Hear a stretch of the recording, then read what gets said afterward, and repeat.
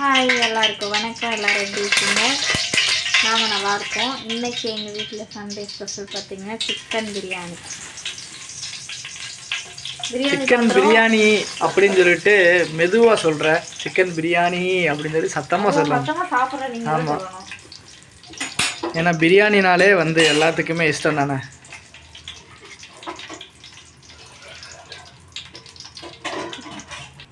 அந்த பக்கம் பார்த்திங்கன்னா முட்டை பாயில் போட்டிருக்கேன். இப்போ வாங்க நம்ம அடுத்து இப்போ பிரியாணிக்கு வெங்காயம், பச்சை மிளகாய், தக்காளி எல்லாம் ரெடி பண்ணி வச்சுருக்கோம். இப்போ வெங்காயம் போட்டுடலாம் வாங்க.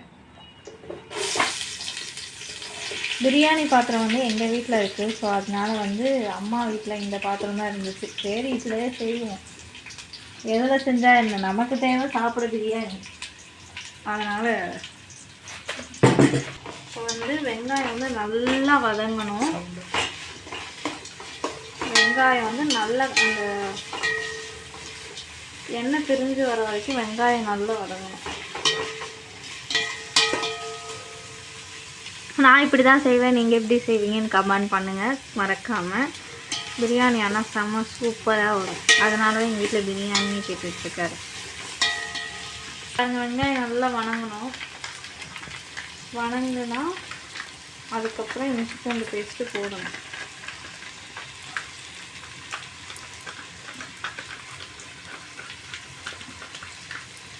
நல்லா வெங்காயத்தை வணக்கி விடுங்க, கறி வச்சுடாதுங்க. ஆனால் வெங்காயம் நல்லா வணங்கணும். வாங்க எல்லாரும் இன்றைக்கி எங்கள் வீட்டில் சிக்கன் பிரியாணி சாப்பிடுறோம். இப்போ பார்த்தீங்கன்னா சிக்கன் பிரியாணிக்கு தேவையான சிக்கன் எடுத்து வச்சாச்சு. வெட்டின தக்காளி எடுத்து வச்சுருக்குறோம். இங்கே மல்லி, புதினா. மூல காரணம் பார்த்தீங்கன்னா இதுதான், சீரக சம்பா அரிசி. சாப்பாடு செய்யறதுக்கு ஆரம்பிக்கிறதுக்கு முன்னாடி ஊற வச்சிங்கன்னா போதும். அதுக்கு முன்னாடி ஊற வச்சு வேண்டாம். நீங்கள் அடுப்பில் பாத்திரத்தை வச்சதுக்கப்புறம் நீங்கள் அரிசி ஊற போடணும். மெயின் பிரியாணிக்கு பச்சை மிளகா தான் டேஸ்ட்டு. அதில் எத்தனை மிளகா சேர்த்துக்கலாம்? ஒரு 7 மிளகா பக்கம் சேர்த்துருக்கேன். 7 மிளகா, 2 டம்ளர் அரிசிக்கு ஒரு 6-7 பெரிய வெங்காயம், நான் ஒரு 7 பச்சை மிளகா சேர்த்துருக்கேன். நல்லா வணங்கணும். வணங்கினதுக்கப்புறம் இஞ்சி பூண்டு சேர்க்கணும். அப்படியே 1 by 1 நான் சொல்கிறேன், பார்த்துக்கோங்க. வீடியோவில் பாருங்கள், ஸ்கிப் பண்ணாமல் வீடியோ பார்த்திங்கன்னா தான் அடுத்தடுத்து என்னென்ன நான் ஆட் பண்ணுறேன்னு தெரியும். இப்போ இஞ்சி பூண்டு பேஸ்ட் ஆட் பண்ணியிருக்கோம். அதுவும் நல்லா வணக்கணும். அந்த இஞ்சி பூண்டு வாசம் வர அளவுக்கு வணக்கணும். பச்சை வாசம் போகிற அளவுக்கு வணக்கணும். எனக்கு பிடிக்கிறதுக்கு துணி ஒன்று வேணும், வேறு வேணாம். இப்போ வாங்க தக்காளி சேர்த்துடலாம். வெங்காயம் பார்த்திங்கன்னா எந்த அளவுக்கு வணங்கியிருக்குன்னு தெரியும், நல்லா வணங்கியிருக்கு. இப்போ தக்காளி சேர்த்துடலாம். தக்காளி பார்த்திங்கன்னா ஒரு பெரிய தக்காளியாக ஒரு 4-5 தக்காளின்னு வச்சுக்கணும். மீடியம் சைஸ் தக்காளி இது, ரொம்ப பெருசு இல்லை, ரொம்ப சின்னது இல்லை. அதில் ஒரு 5 தக்காளி எடுத்துருக்கேன். இப்போ தக்காளி போட்டுட்டு லைட்டாக உப்பு சேர்த்துக்கலாம். எதுக்காகனா சீக்கிரம் நமக்கு தக்காளி வணங்கிடும். அதுக்காக உப்பு சேர்த்து கிண்டி விட்டுட்டு ஒரு மூடி போட்டு வச்சிங்கன்னா டக்குன்னு தக்காளி நமக்கு வணங்கிடும்.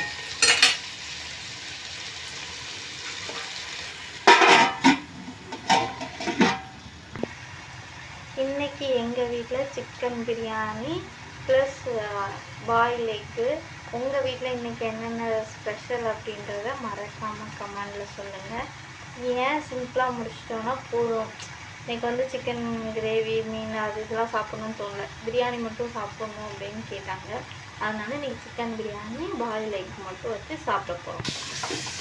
இப்போ பார்த்திங்கன்னா உப்பு போட்டோம், மூடி வச்சோம். டக்குன்னு பார்த்திங்கன்னா தக்காளி நல்லா வெந்துருச்சு.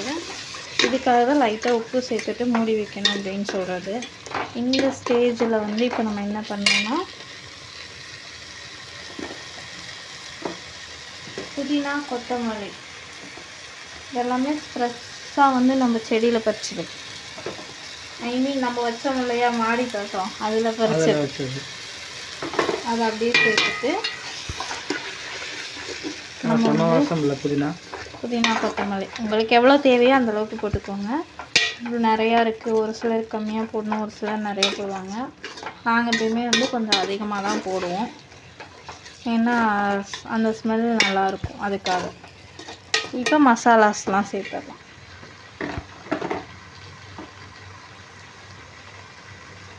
அடுப்பை சிம் பண்ணிவிட்டு மசாலாலாம் எடுத்துட்டு ஆன் பண்ணியாச்சு. இப்போ வந்து மஞ்சத்தூள் வந்து லைட்டாக போட்டிங்கன்னா போதும். நெக்ஸ்ட்டு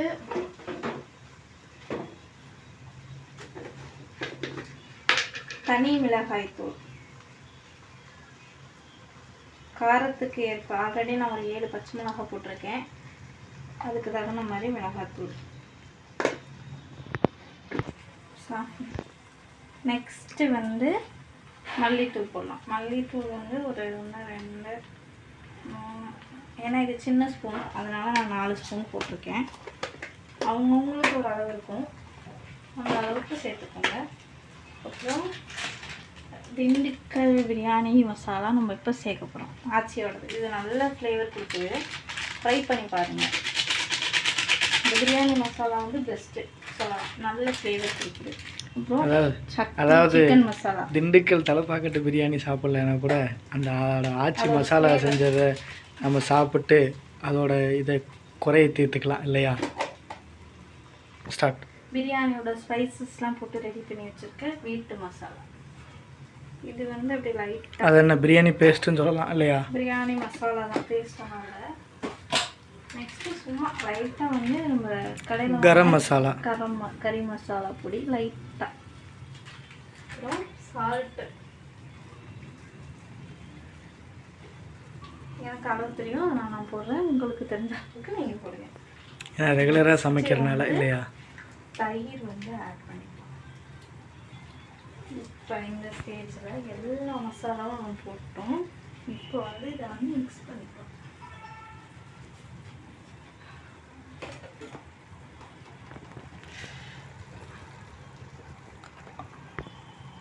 தெரிய மாட்டேன். இப்போ வந்து இதை நல்லா மிக்ஸ் பண்ணிக்கலாம்.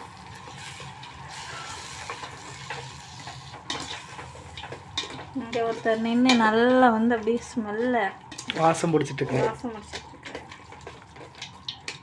இப்போ வந்து மசாலா பார்த்தீங்கன்னா நல்ல மசாலா இந்த அளவுக்கு வரணும். இந்த ஸ்டேஜில் இப்போ வந்து நம்ம கறியை சேர்க்கணும். 1/2 கிலோ சிக்கன் நீட்டாக கழுவி க்ளீன் பண்ணி வச்சுருக்கோம். நீ பேசுறது வந்து பார்த்தீங்கன்னா 1/2 கிலோ நல்லா நீட்டாக கழுவி எடுத்து வச்சுருக்கோம். இப்போ வாங்க நம்ம லெக் பீஸ் ஓட ஆரம்பிப்போம். ஒவ்வொரு பீஸாக தான் எடுத்து போடணும், அப்படியே எடுத்து கொட்டக்கூடாது. இந்த கறியில் இருக்க தண்ணியை வந்து நல்லா புழிஞ்சிட்டு ஒவ்வொரு பீஸாக எடுத்து போடுங்க எப்போ போட்டாலும் பிரியாணிக்கு.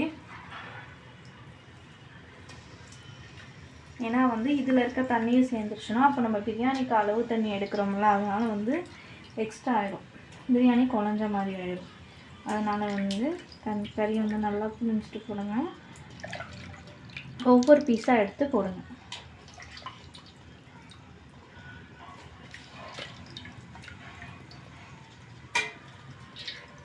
இவ்வளோ தண்ணி எக்ஸ்ட்ராவுக்கு பாருங்கள் நம்ம வச்சுருக்கோம், அதனால் தண்ணியோடு ஊற்றிடாதீங்க. இப்போ வந்து இந்த மசாலாவோட இந்த சிக்கனை வந்து நல்லா பரட்டி விடுங்க.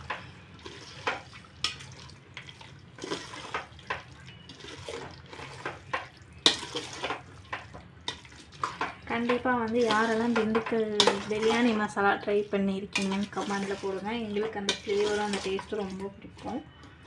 அது இல்லாமல் தான் நாங்கள் வீட்டில் அரைச்ச மசாலாவும் எக்ஸ்ட்ரா சேர்த்துருக்கோம். அந்த வீட்டில் அரைச்ச மசாலாவில் என்னென்னலாம், வீட்டில் அரைச்ச மசாலாவில் பார்த்திங்கன்னா கிராம்பு, ஏலக்காய், பட்டை, பிரியாணி இலை, அப்புறம் வந்து இந்த ஜாதி பத்திரி, அந்த பிரியாணியோட ஸ்பைசஸ் இருக்கும், அது எல்லாமே போட்டு தான் அதில் அரைச்சிருக்கோம். இப்போ வந்து இந்த ஸ்டேஜில் நம்ம அரிசியை சேர்த்துடலாம். தண்ணி ஊற்றி ஃபஸ்ட்டு கொதிக்க வைக்கணும். இந்த அளவு தண்ணியை நம்ம ஊற்றிடலாம். இந்த சாப்பாட்டுக்கு எத்தனை டம்ளர் அளவு? 2 டம்ளர் ரைஸ் எடுத்திருக்கேன், 1 டம்ளருக்கு 1.5 டம்ளர் தண்ணி, அப்போ 3 டம்ளர். நம்ம எக்ஸ்ட்ரா 1 டம்ளர் வந்து நம்ம சேர்க்க போகிறோம். இதுக்காகனா கறியும் வேகணும், நமக்கு வந்து கறியும் வேகணும், அரிசியும் வேகணும். அதுக்காக வந்து 4 டம்ளர் எடுத்துருக்கோம் தண்ணி. இப்போ வந்து தண்ணி சேர்த்துட்டோம். இப்போ வந்து இந்த தண்ணி ஒரு கொதி வரணும். இப்போ நம்ம வந்து மசாலாஸ்லாம் கரெக்டான இதில் இருக்கான்னு டேஸ்ட் பார்த்துக்கலாம். லைட்டாக சால்ட் கம்மியாக இருக்குது. முட்டை வெந்துருச்சு. அதை வந்து தோலெல்லாம் உரித்து முட்டை வந்து ரெடி. அடுத்த ஒரு 10 நிமிஷம் 20 நிமிஷத்தில் பிரியாணி நமக்கு ரெடி ஆகிடும். இப்போ வந்து நம்ம வந்து அரிசி ஊற வச்சுருக்கோம். பார்த்திங்கன்னா கரெக்டாக சாப்பாடு செய்கிறதுக்கு ஆரம்பிக்கும் போது ஊற வச்சோம். இந்த அளவுக்கு ஊறினா போதும். இப்போ வந்து பிரியாணியில் கொதி வருது. இப்போ நம்ம அரிசியை சேர்த்துக்கலாம். கொதி வரும்போது தான் அரிசி போடணும்.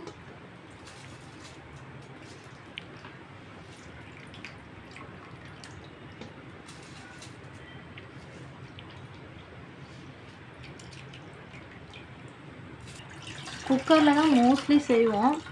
சரி, இப்போலாம் வந்து என்ன பண்ணுறோன்னா பாத்திரத்துக்கு மாற்றியாச்சு. அதனால் வந்து பாத்திரத்துலேயே செஞ்சிடலாம் அப்படின்ட்டு அந்த அரிசி ஃபுல்லாக வந்து நம்ம போட்டுடலாம். பார்த்து இப்போ அரிசியை சேர்த்துட்டோம். இப்போ வந்து மூடி வச்சோம்னா ஒரு 10-15 நிமிஷம் நல்லா திரும்பி கொதிக்கும். கொதிச்ச அரிசி வெந்தோம்னா தம் போட்டுடலாம்.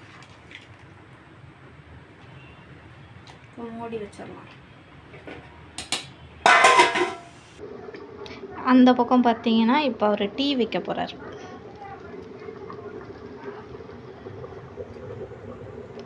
டீ வச்சிட்ருக்கீங்க. எதுக்கு டீ வைக்கிறீங்க? பிரியாணி சாப்பிட தானே? ஆமாம், பசிக்க ஆரம்பிச்சிருச்சு. பிரியாணி கொஞ்சம் எப்படி ஒரு 10 நிமிஷம் 20 நிமிஷம் ஆகும். அதனால சரி டீ வச்சிடலாம் அப்படின்ட்டு டீ வச்சிடலாம். சரி, வைங்க. இப்போ வந்து தம் போடுற ஸ்டேஜ் வந்துருக்கோம். ஓப்பன் பண்ணி பார்க்கலாம். தம் போடுறதுக்கு வந்து ஸ்டேஜ் பார்த்தீங்க அப்படின்னா நீங்கள் வந்து இந்த மாதிரி அரிசியும் தண்ணியும் ஒரே அளவுக்கு வந்துடும். அதுக்கப்புறம் அரிசி எடுத்து ஒன்று உடச்சி பாருங்கள். பார்த்தீங்கன்னா இப்படி உடையணும். இந்த மாதிரி உடஞ்சிச்சுன்னா தம் போட்டுடலாம். அதாவது இன்னொன்று அப்படி பார்க்க தெரியல அப்படின்னா இந்த மாதிரி நீங்கள் கிண்டும் போது அரிசியும் தண்ணியும் ஒரே அளவுக்கு வந்துருச்சுன்னா தம் போட்டுடலாம். இப்போ வந்து அடுத்த சிம்மில் வச்சுட்டு, நம்மக்கிட்ட வந்து தம் போடுற மாதிரி கடையில் அளவுக்குலாம் இல்லை. அதனால் வந்து நல்லா வந்து ஒரு டைம் கிளறி விட்டுட்டு, ஏன்னா அடி பிடிக்கக்கூடாது இல்லையா, அதுக்காக அடி பிடிக்கல. இப்போ இந்த ஸ்டேஜில் வச்சுட்டு நல்லா வெயிட்டான ஒரு பாத்திரத்தை தூக்கி வச்சுட்டு அடுப்பை சிம்மில் வச்சு தம் போட்டிங்கன்னா ரெடி. இதே மாதிரி எங்கள் வீடியோவை பார்க்குற எல்லாருக்கும் ரொம்ப ரொம்ப ரொம்ப நன்றி. இப்போ நீங்கள் கொடுத்துட்ருக்க ஆதரவுக்கு ரொம்ப ரொம்ப நன்றி. இனிமேலும் புதுசாக எங்கள் சேனலை சப்ஸ்கிரைப் பண்ணுறவங்களுக்கு, ஆல்ரெடி சப்ஸ்கிரைப் பண்ணி பார்த்துட்ருக்க ஃபாலோவர்ஸுக்கும் ரொம்ப ரொம்ப தேங்க்யூ. எல்லோரும் இதே மாதிரி எப்போயுமே எங்களுக்கு சப்போர்ட் பண்ணுங்கள். எங்கள் சேனலை இன்னும் நல்லா பாருங்கள். அடுத்தடுத்து வந்து நிறையா வீடியோஸ் எல்லாமே வந்துட்டு தான் இருக்குது. எல்லாமே தொடர்ந்து நீங்கள் சப்ஸ்கிரைப் பண்ணிங்கன்னா மட்டும்தான் பார்க்க முடியும். கண்டிப்பாக சேனலை பார்க்குறவங்க சப்ஸ்கிரைப் பண்ணிவிட்டு பாருங்கள். லைக் பண்ணுங்கள், ஷேர் பண்ணுங்கள், கமெண்ட் பண்ணுங்கள். இதில் என்ன குறைகள் நிறைகள் இருந்தாலும் கமெண்ட் பண்ணுங்கள். கண்டிப்பாக நாங்கள் ரிப்ளை பண்ணுறோம். தேங்க்யூ ஃபார் வாட்சிங். Keep supporting. Love you all.